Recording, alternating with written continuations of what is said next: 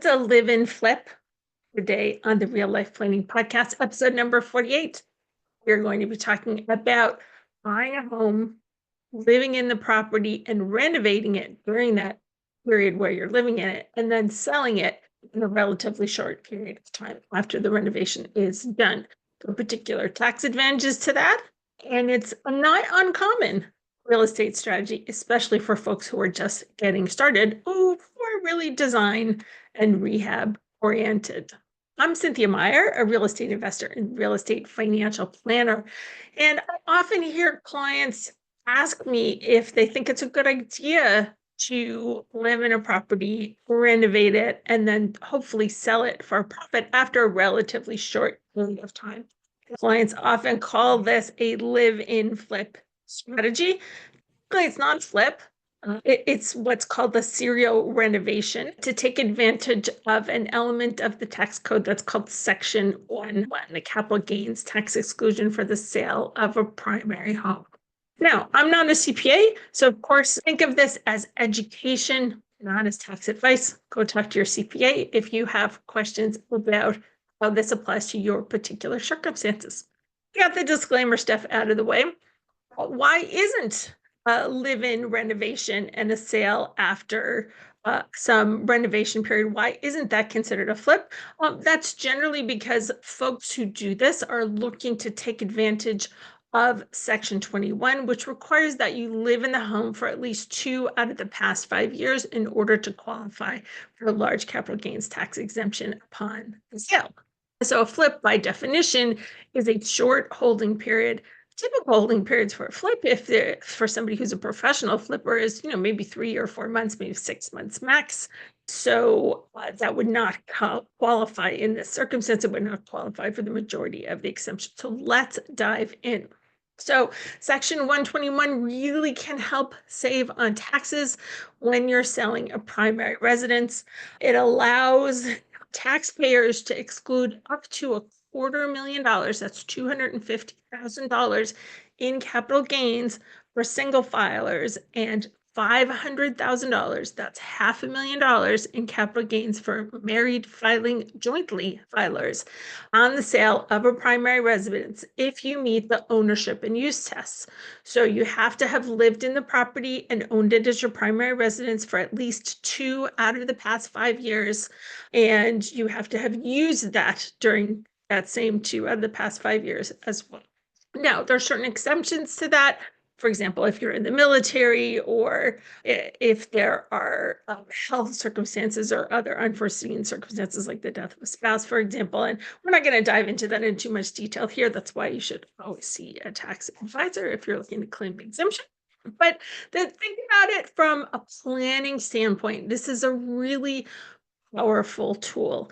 If you are an investor that has renovated before or has the ability to do some of the work yourself, if you're design oriented, or maybe you work in construction or the trades, building trades, this could be a really wonderful way to get started as a real estate investor, and a way to provide additional capital to start your real estate investing journey by providing a value add project. So think about how this would work in general, right? So the investor is buying a residence. They may use a low down payment loan to buy that residence, such as an FHA loan, for example, where you can get into the property with as little as 3 to 5% down.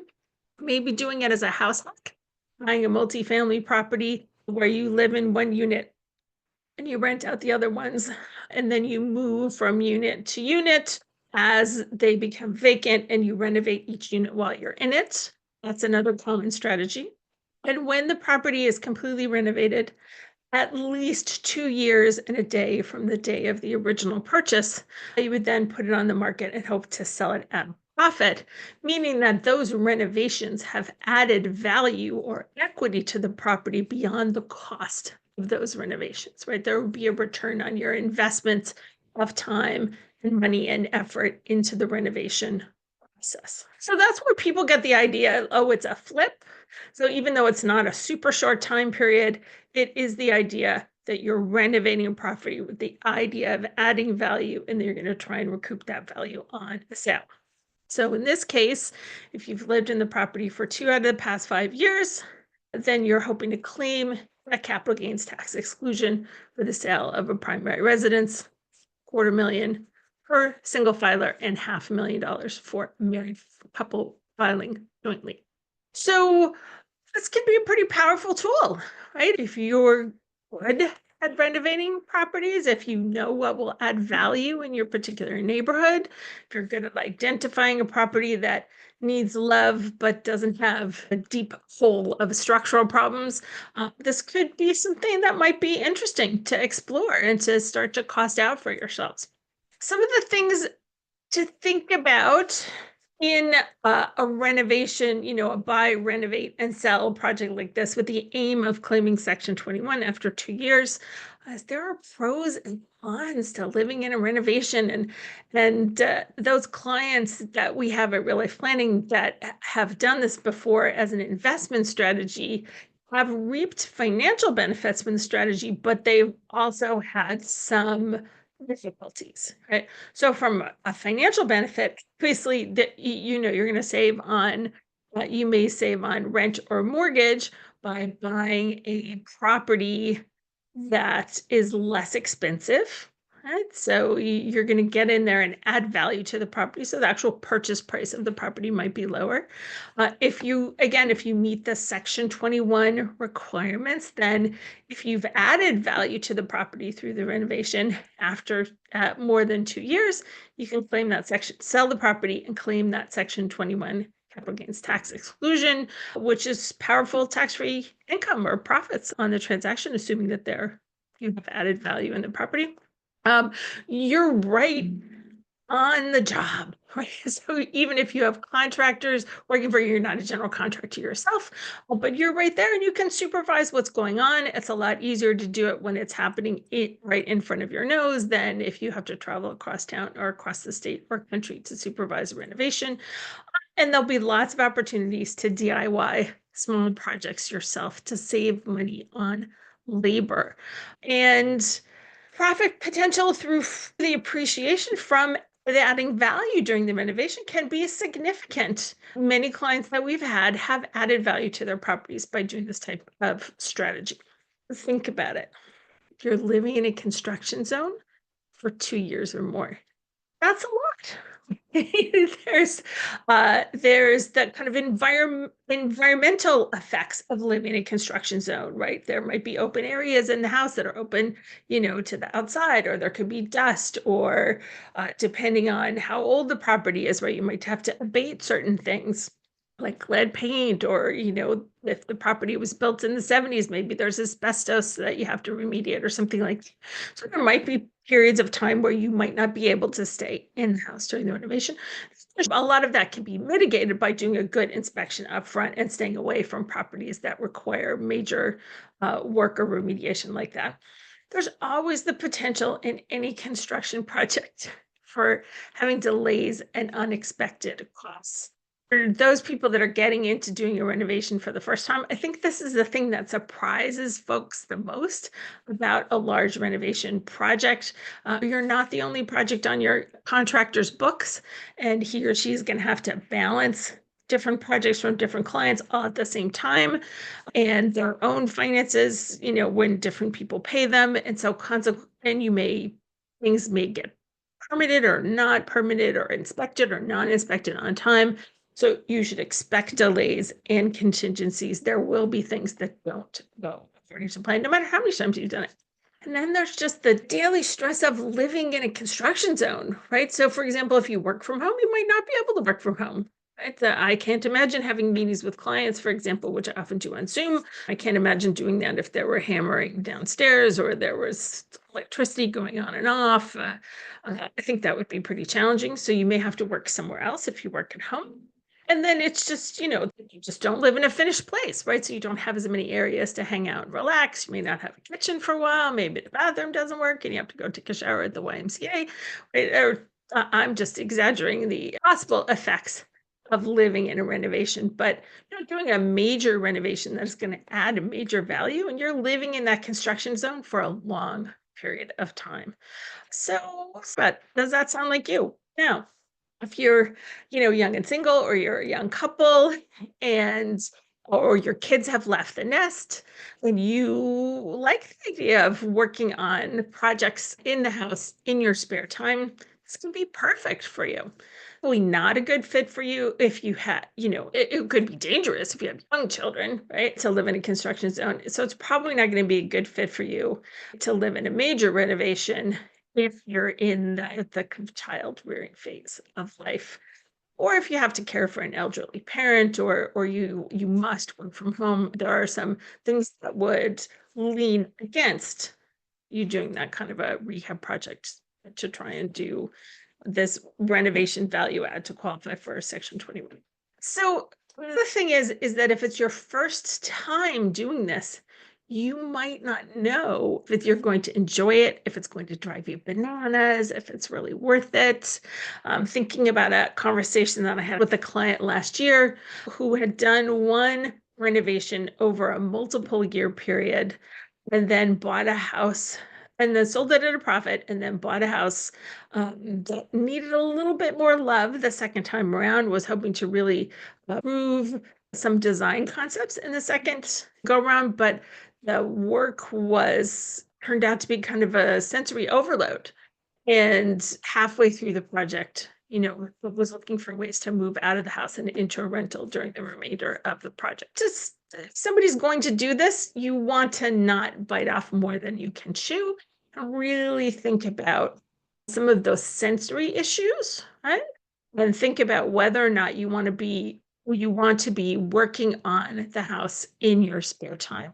The other thing to think about, of course, as a financial planner, to think about the capital that you have.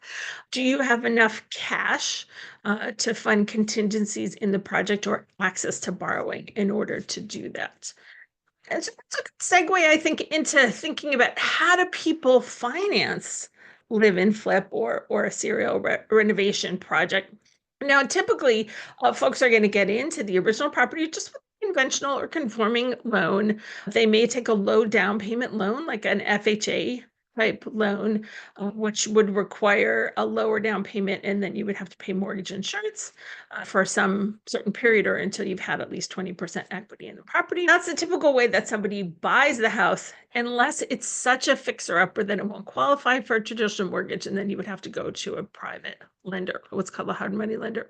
So typically somebody's buying the house with a regular mortgage. Now, renovating it, on the other hand, is a different story. So there are a couple of choices for renovation loans. The first is something called an FHA 203K loan. That combines the purchase price and renovation costs up to a certain amount of money into one loan. You can do that for a low down payment. Generally, contractors aren't big fans of 203K loans. There's a lot of bureaucracy and compliance that goes into that. And that might not give you the flexibility that you want to find the best contractors for your job. If you're doing a renovation after you've lived in the property for a while and there's already a little bit of equity, could consider a home equity line of credit. So that could be perhaps equity against another property that you own that allows you to finance the renovation. You could consider a securities line of credit. So, for example, if you have a large taxable brokerage account, you may be able to get a just regular margin or a securities line of credit. Of course, you wouldn't want to borrow too much. That would be risky. Certainly time to discuss that with your financial planner. Assuming that you've got a good risk management strategy in place, that may be a good way to fund a renovation project. A personal loan just guaranteed by your signature then is another option. Liquidating stocks or accessing, cash savings is always an option, of course. And then private, or what's called hard money loans, that's short-term financing with quicker approval. We did a video podcast just a few weeks ago about hard money loans, so we'll reference that in the show notes. Those are generally a little bit higher fees than traditional forms of lending, but the time to close can be a little faster. So thinking through, again, if you're looking to buy, renovate, and then sell, thinking through a costing out project in all phases, right? Perhaps it may be something that has to happen room by room, or system by system. The good thing about having at least a 2-year holding period is that you can take some time to work on parts of the project throughout that 2-year period. So, just some other tips for financial success, if you will, is, budget for contingencies. You should always expect unexpected costs when you're working on any type of construction project. And you may build in, for example, a 10% contingency, and you should still have like contingency, because things sometimes happen. And of course, we've all watched enough renovation shows on HGTV to know that they often happen at the worst. You want to plan renovation strategically to minimize living disruptions. I think that goes without saying, but I really want to invite you to think, like, if you are somebody that loves to work on home renovation projects, this could be a good fit for you. Even if you are that person, you are not going to want to do this every weekend and every evening for 2 straight years. So think about planning out the rhythm or the pace of the project, so that there's still time for doing other things in life in between big renovation pushes. Some people may want to bunch all the renovation together, finance it all at once, get it done. Maybe that takes 4 or 6 months, and then they enjoy living in the property for a year and a half or more until they plan to liquidate the property. Certainly, your bookkeeping is going to be very important. All of the expenses that you make in terms of adding to the structure of the property just get added to the basis of the home, right? So, your furniture, it can't be added to the basis, but almost everything else can. And of course, this is something to discuss with your real estate savvy tax advisor.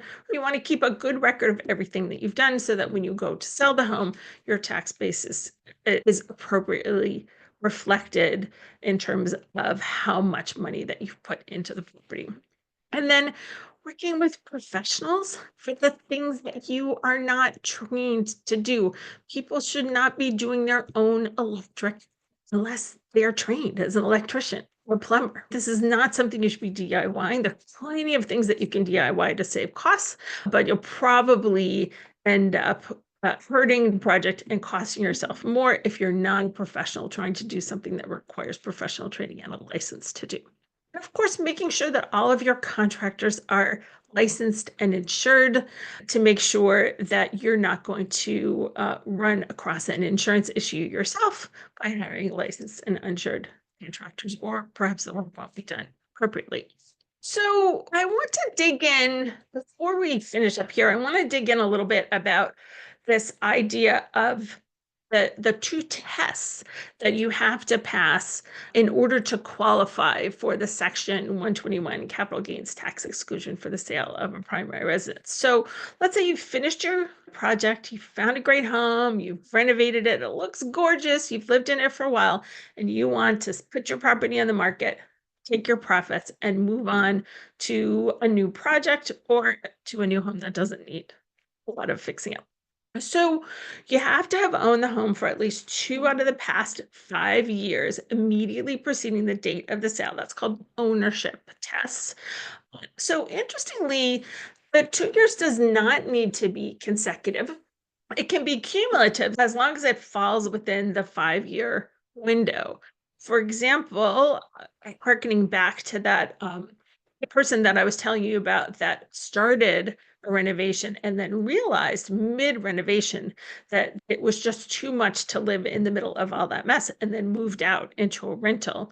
If that person eventually then moved back in to the property and did not put the property in the market until they had lived in it a total of 2 years, both the first period and the second period, and those 2 years would have to be within that 5-year window, then they could still qualify for the Section 21 capital gains tax exclusion.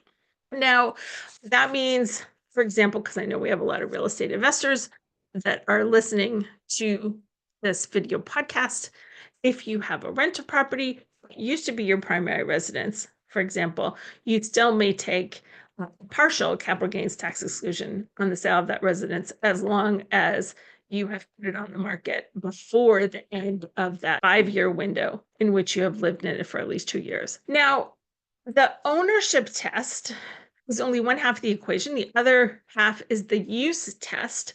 Right? You have to have used your home as a primary residence for 2 of the past 5 years. Right? So can't have been a rental property 100% of the time. Right? So like the ownership test, those 2 years do not have to be consecutive. They just have to be total within the 5-year window.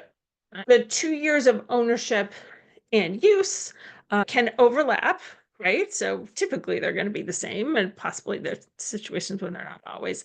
So if you don't meet the full 2-year requirements because of unforeseen circumstances, like you had a job change, or you had some health issues, or got deployed to the military or something like that, you may qualify for a partial exclusion. And that's, think of it, it's generally prorated. Again, good reason to use a tax preparer, professional tax preparer, a CPA or an EA, when you are facing these issues, to make sure you get this right. Don't DIY it. There's some special circumstances. If a spouse passes away, the surviving spouse generally can still qualify for the full $500,000 exclusion if the sale occurs within 2 years of the late spouse's death, and the ownership and use tests are all met here.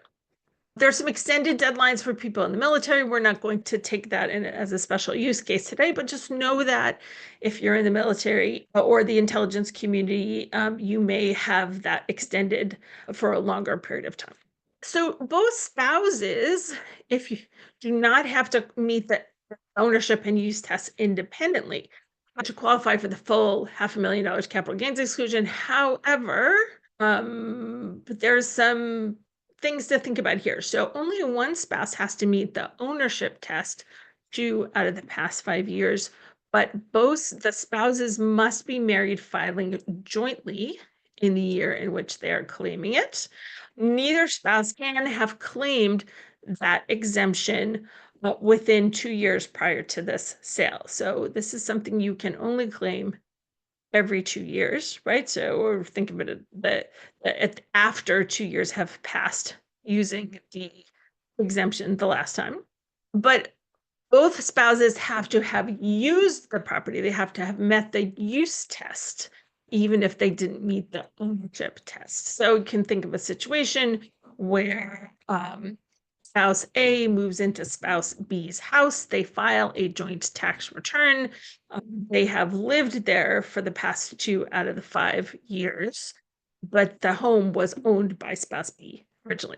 They have to be married filing jointly. So again, we're just talking about tax education here, not talking about tax advice.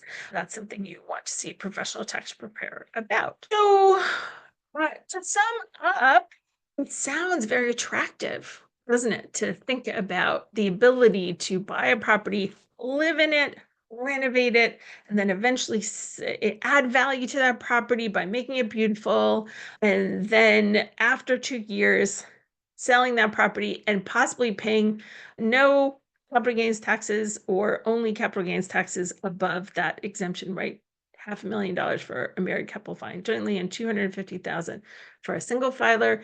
Sounds like a pretty attractive idea, but practically speaking, renovation is not for everyone, particularly the kind of substantial renovation that would add substantial value that would make this type of strategy worth it, right? To move in, renovate, and then move out in a relatively short period of time. So it might not be for everybody, but if it is for somebody like you, that's a great time to think about. If it is, that's a great thing to explore with your financial planner, making sure that you and your spouse are both on board the idea of this project, and to make sure that you know both the potential rewards and the risks of doing it. That's it for today. We'll see you next time on the Real Life Planning Podcast.